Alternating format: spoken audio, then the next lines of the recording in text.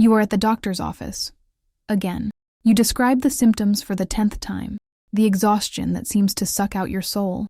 The stomach pain that burns regardless of what you eat. The headaches that start at the back of your neck and blind your vision.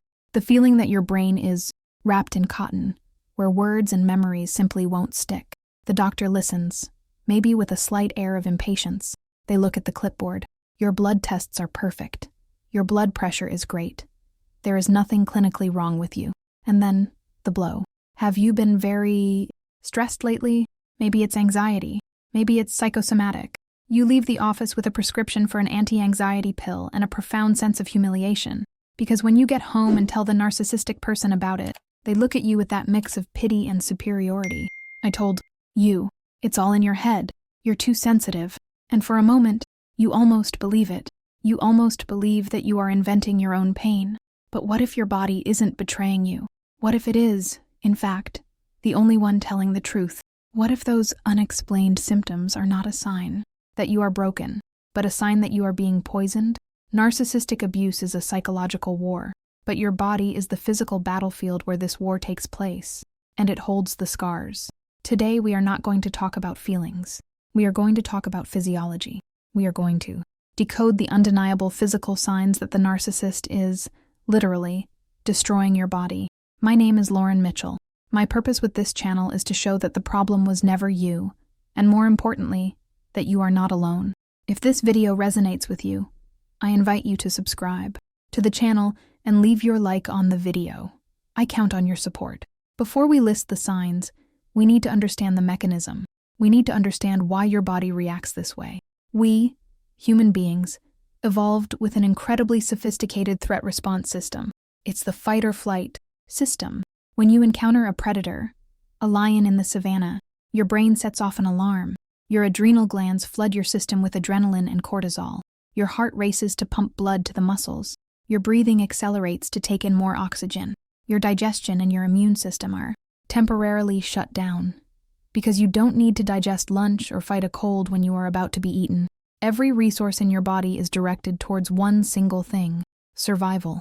It's a perfect system for short-term threats. The problem is that your body doesn't know the difference between a lion that wants to kill you and a narcissist who wants to control you. For your nervous system, the threat is the same: the gaslighting, the silent treatment, the unexpected outburst of rage, walking on eggshells, not knowing which version of the person you will find today. Every one of these tactics sets off the same alarm. But there is a crucial difference. The lion leaves. The narcissist sleeps next to you. You are not living a short-term threat. You are living in a permanent state of siege. Your body was not designed to live in fight or flight mode for months, years, or decades. It was not meant to be flooded with cortisol 24 hours a day, 7 days a week. When the alarm system never turns off, the system begins to break down. What was supposed to be a protection mechanism becomes the very source of destruction, and this destruction manifests in very physical and very real ways. Sign number 1. The exhaustion that sleep cannot cure. The first and most common sign is an exhaustion that makes no sense. It is not the healthy tiredness you feel after a productive day of work or physical exercise. It is not that tiredness that a good night's sleep resolves. It is a heavy, leaden fatigue. It is waking up in the morning feeling more tired than when you went to sleep.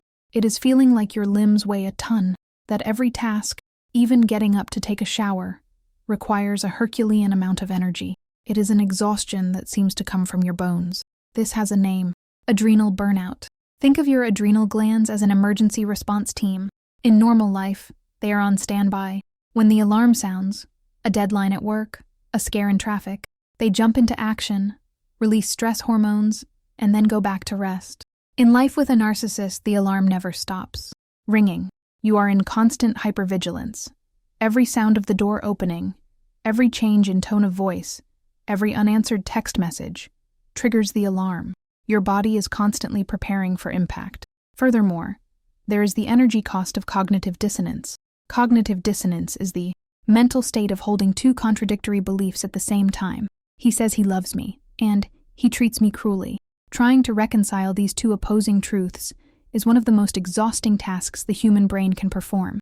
You are spending immense mental energy just to process the impossible reality you live in. Your adrenal glands, forced to pump cortisol non-stop, eventually collapse. They burn out. They can no longer produce the normal levels of hormones necessary for basic functions, such as regulating your sleep, your metabolism, and your energy. The result is chronic fatigue. And what does the narcissist do? They use your exhaustion as yet another weapon. You're always tired. You're lazy. You sleep all day and don't do anything. They accuse you of being the cause of the problem they themselves created. You are not lazy. You are not making it up. You are suffering the physical effects of a prolonged psychological war. Your body is in combat exhaustion. Sign number 2, the stomach as the epicenter of anxiety. Have you ever had butterflies in your stomach before an important presentation? Or felt your stomach clench when receiving bad news? This happens because your gut and your brain are intrinsically connected by the vagus nerve. Your gut, often called the second brain, has more neurons than your spinal cord. It feels and reacts to your emotions in real time. When the primary brain, your head, perceives a threat, it immediately signals the second brain, your gut, to shut down. Remember, in the presence of a predator, digestion is a luxury. The body diverts blood flow from the stomach to the muscles, preparing to run or fight. When you live with a narcissist, your primary brain is always perceiving a threat. Consequently, your digestive system is in a constant state of partial shutdown or malfunction. This manifests as a catalog of gastric miseries: heartburn that burns your throat, even when you only ate light foods, nervous gastritis, the feeling of having a rock in your stomach, unexplained nausea, constipation, or diarrhea, which alternate without a pattern. Many women in narcissistic relationships develop irritable bowel syndrome, IBS. Doctors diagnose IBS, but rarely ask about the home environment. What is happening is that your body is trying to digest the indigestible. You cannot verbalize your fear. You cannot confront the lies. You are forced to swallow the gaslighting, the contempt, the silence. When you are forced to silence your psychological truth, your body expresses it physiologically. Gaslighting is a poison. Your mouth says, yes, you're right, but your stomach screams, no, that's a lie. That acid you feel is not just from coffee. It is the acid of unprocessed anger, unexpressed fear, and the truth you were forced to swallow.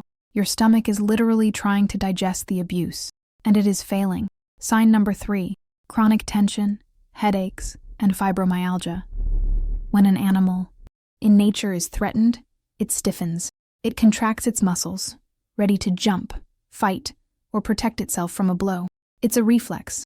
Your body does the same. When you live in an environment where the emotional or physical attack can come at any moment, your body adopts a chronic defensive posture. You don't even realize it anymore. But your shoulders are permanently contracted, pulled up toward your ears. Your jaw is locked, especially at night, leading to bruxism, which grinds your teeth and causes terrible headaches. Your neck, your shoulders, your lower back. These areas accumulate the tension of unresolved fear. It's a muscular armor. Your body is, literally, trying to protect itself from the next impact. The problem is that this armor is never taken off. Muscles were not made to stay contracted for years on end. They need tension and relaxation. When muscles become chronically tense, the blood flow to them is reduced. They are deprived of oxygen and accumulate waste products, like lactic acid. This causes inflammation and pain. This pain is not imaginary. It is real muscle pain caused by chronic tension. This evolves into tension migraines, neck pains that radiate into the arms, and, in many cases, a diagnosis of fibromyalgia. Fibromyalgia is a condition of widespread chronic pain, where the central nervous system gets stuck in a state of hypersensitivity. Every touch hurts. The entire body aches. It is the physical manifestation of psychic pain. Narcissistic abuse is a series of emotional blows. Your body, in its primitive wisdom, stiffens to receive them. The pain you feel in your muscles is the pain of all the times you had to flinch and wait for the attack to pass. It is the pain of the emotion that was suppressed, that could not be expressed, and that lodged in your muscle tissue. The narcissist says you are full of aches or a complainer. The truth is that your body is carrying the physical weight of the armor they forced you to build. Sign number 4, mental confusion and memory loss. This is perhaps the most frightening sign. It is when you start to feel like you are losing your mind. You cannot concentrate. You read the same page of a book 3 times and don't absorb anything. You walk into a room and completely forget what you went in there for. You lose your keys, forget appointments. You have difficulty finding simple words in the middle of a sentence.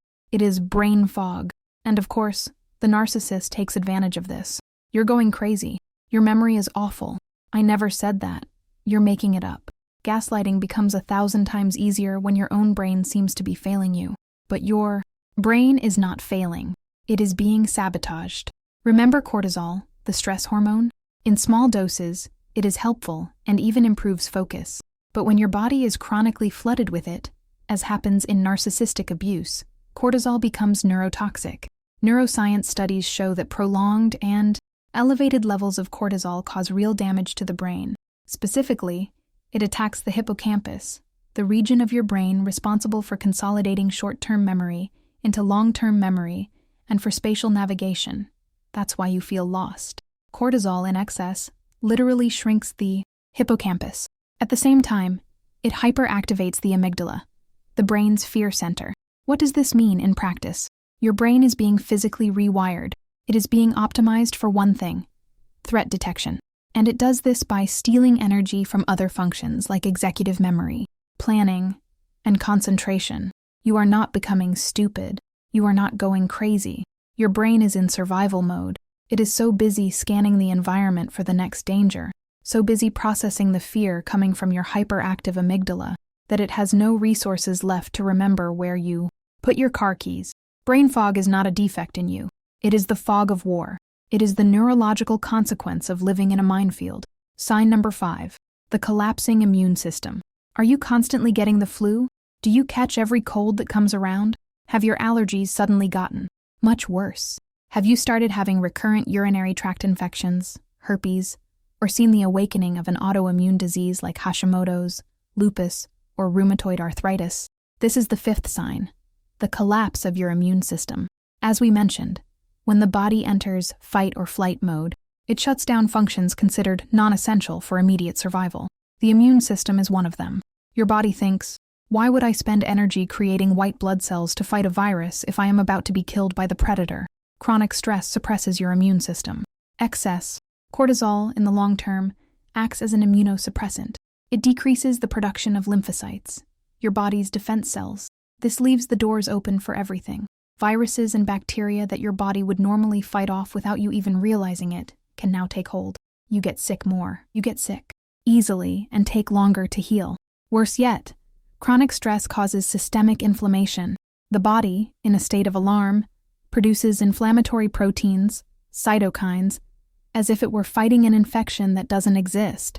In some people, this inflammatory system goes haywire. The immune system becomes so confused and dysregulated by chronic stress that it makes a terrible mistake. It starts to attack the body itself. It attacks the thyroid, Hashimoto's. It attacks the joints, rheumatoid arthritis. It attacks the skin, psoriasis. The narcissist did not give you this disease. They created the toxic environment where your body could no longer defend itself. They created the stress that dysregulated your system to the point that it turned against itself.